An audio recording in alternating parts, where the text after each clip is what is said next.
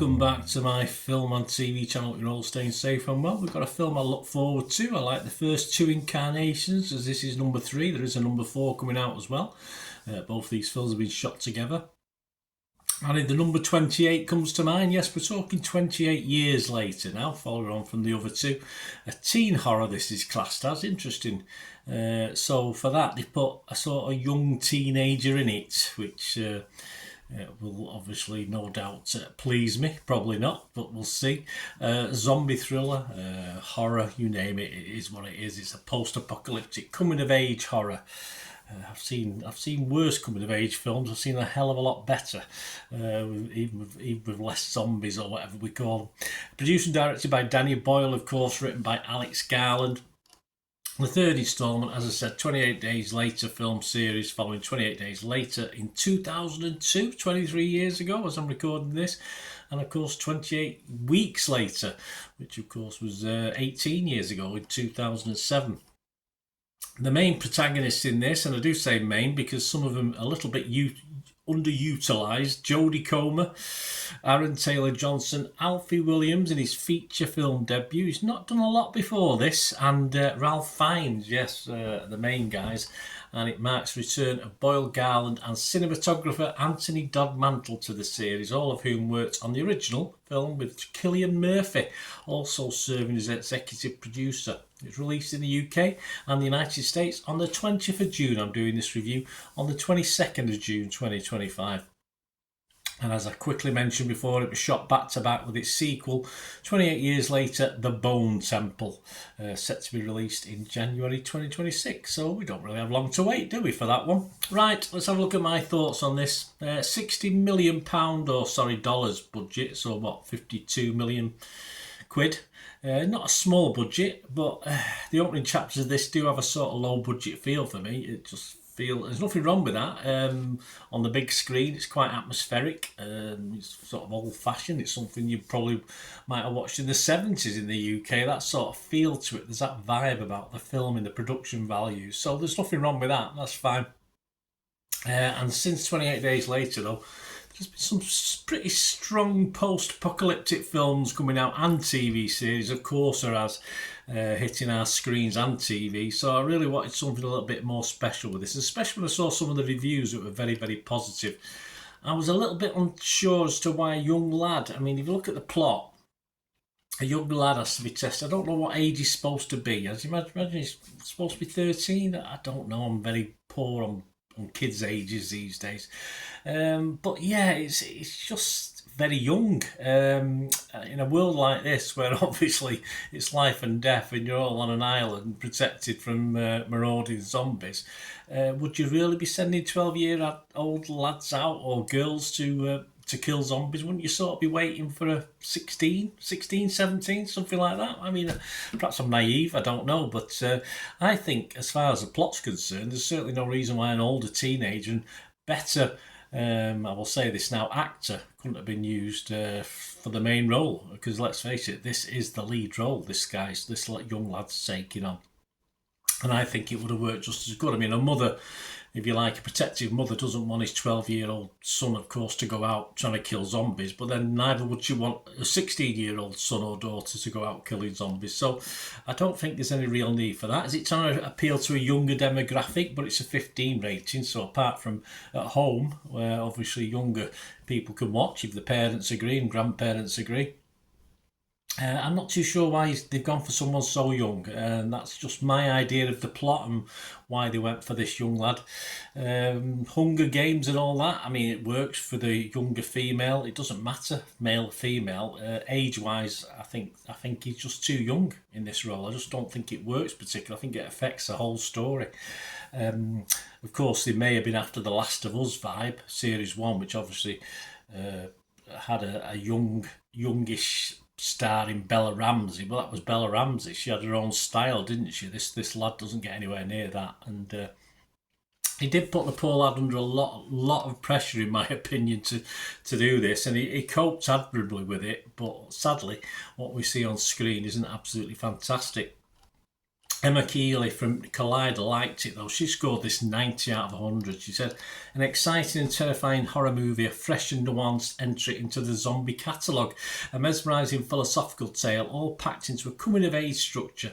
28 years later is one of the best zombie horror movies we've ever been given in years. I'm sorry, it was really terrifying, it was really exciting, and nowhere near the best zombie we've had in any years, never mind this year's. Last few years. Ben Travis from Empire scored at 80. He liked it as well. He said, this is the sequel we needed. Is both the film you expect and the one you don't. There's blood, but also real guts and brain and heart. Visceral cinema soaked in viscera. I think Ben watched a different version to what I watched. Matt Jewell is more on my wavelength, but a little bit crueler because I'm not that bad on this. I know I'm sounding negative, but I will be a bit more positive, I promise. Matt Jewell from the Boston Globe scored this 50. He said, 28 years later, isn't sure what kind of movie it wants to be. Action comedy, gory grindhouse, serious family drama. Despite some interesting concepts and commendable lead performances, its identity problems alienate. It seems like the years have finally caught up. Yeah, I just think it's a big mishmash of appeal. It'll appeal to adults in parts, but I think it's trying to appeal to a younger viewing audience as well, which it doesn't necessarily have to do. Neil Smith from Total Film scored it 60, which is an okay score. He said, though stronger in its more straightforward first half than its experimental and hallucinatory second, 28 years still provides enough terror, splatter and suspense to satisfy.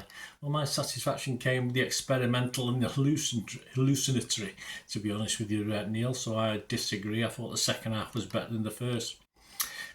Certain things are going to be quibbled about. Accents, you don't usually bother me. I'm no expert on North East accents. I saw one review was talking about Scotland. He must have been, I think he was based in the US, so I think I get a bit confused as to where Lindisfarne is and in relation to Scotland. And I think I'm sure we got a clip of Braveheart in this. I'm sure early doors. I might be wrong, but I thought I saw a scene just because he did a few flashbacks with Nazi Germany and stuff like this. So I might be wrong, but anyway. But yeah, I'm sure the accents will piss some people off, but I don't know particularly better. It was okay. And the cast, yes, let's get back to the cast. Coma, brilliant. I mean, she is stunning as an actor. But sadly, from the introduction in this, it's all very reined in. She's really underutilised in this film, certainly for the first half, and even in the second half, where she takes centre stage with a lad. Although she does play second fiddle again, it's just too. It's just underappreciated. It's just underutilised, underused. Coma's appearance was just a waste to me. I don't understand why they give her so little in this. If they're going to have such a minor part, give it some other lesser actor, because Coma's far better than what she gets in this. And let's get on to the lead. It is a big call, of course, to give a young actor like this a role in a film or series. So much more in the UK when we don't have the numbers, if you like, of sort of quality of younger actors. We just don't. We do have some good young actors, don't get me wrong, but UK's paid productions are pretty awful for adult actors half the time, in these sort of things. There's a lot of wooden acting going on. There's a little bit in this, but fortunately there was only 4 or 5 big characters anyway. But they took a chance with Alfie Williams in this, a major movie debut. And he does a decent job, don't get me wrong, but his being the lead role gives me a sort of CBBC feel at times, more than the scary adult feel. And despite the violence, of course, which is there, obviously that's not for CBBC, but yeah, they don't quite pull it off. Danny Boyle, whoever's put this together. It's not his fault. I'm just sure there were better options. As I said, I think an older teenager would have worked just as well and not had as much pressure placed on him. But the poor lad struggled in this. Cameron James from the BBC gave it 60 out of 100 and said it takes on a quieter, more psychological tone and becomes infinitely better when Fiennes arrives. Of course, well, that's my other actor I'm going to comment on. Fiennes is a very late, welcome addition, but like Coma, really is underused in this, and it's such a great shame. 2 big actors just not given much of a role. I think the film only really got going in the last quarter, and it did set it up nicely, I suppose, for a more interesting follow-up in The Bone Temple, so I will be watching the follow-up. It's okay. Of all the films in this genre, it's a little bit weak for me, including the two previous incarnations of 28, so which I enjoyed both of them much more than I enjoyed this.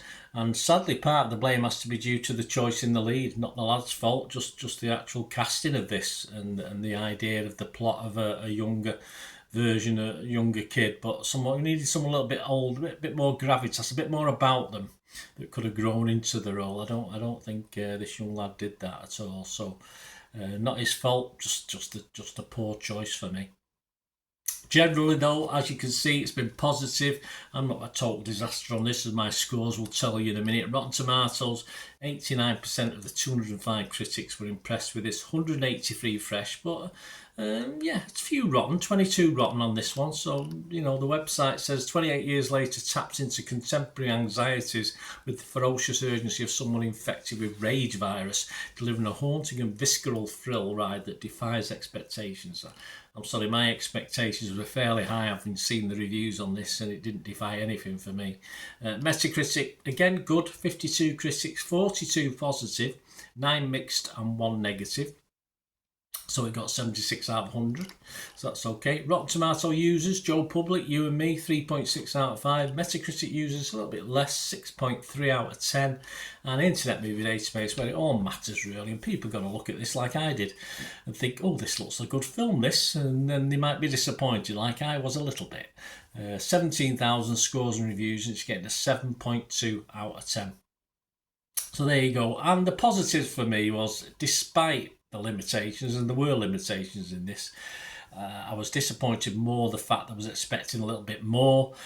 So overall, on Rotten Tomatoes, I did score it fresh, 45% in the fresh camp. I was positive on Metacritic. I was almost mixed, but I'll give it a positive return on Metacritic. And I'm going to give this my basic watchable score, which is just a 6 out of 10. So I won't put anyone off watching it. I just say, just be careful. Don't get over excited by the actual scores out there at the moment that are very, very positive. It just ended up being very disappointing for me based on that. But I will give it a standard 6 out of 10, which means yeah, give it a watch if you like this sort of thing. But it'd be great to know what you think, guys. Let me know what you think about this film. As I say, I think they've done a couple of things wrong which didn't help. I'm not saying the plot would have worked with other characters, etc., or other actors, but yeah, it just isn't quite as good as I thought it was going to be. Let me know your thoughts, guys. Hope you enjoyed this anyway. As I say, sorry I couldn't be more positive, although I have come down with a decent score in the end. Let me know your thoughts, and if you like what I try and do on the channel, please stay watching and listening. Please to help me out, guys. If you watch the ads, if the ads on this, YouTube ads, that helps in a very little way, but it all helps. It all, you know, watch the pennies and pounds look after themselves, they say, don't they? Or the pennies or the 10p's look after themselves. But if you watch the ads or follow the links on the ads as well, that's always a nice way to support the channel. If you sort of hang on for it. I've done that. I watched other people's and followed the ads, just something I fancied, which does happen from time to time. Of course, you can support me by pushing that subscribe button as mentioned earlier, and that's of course pressing the button so you know when these vlogs are coming out. And of course, I'm always interested in your opinions, and of course, if you can give us a like, that'd be wonderful as well. So thanks for watching, guys. Hopefully I'll join you very, very soon with something else. Until we meet again, I'll never ask one thing, don't I? Please stay safe, everyone. Bye for now.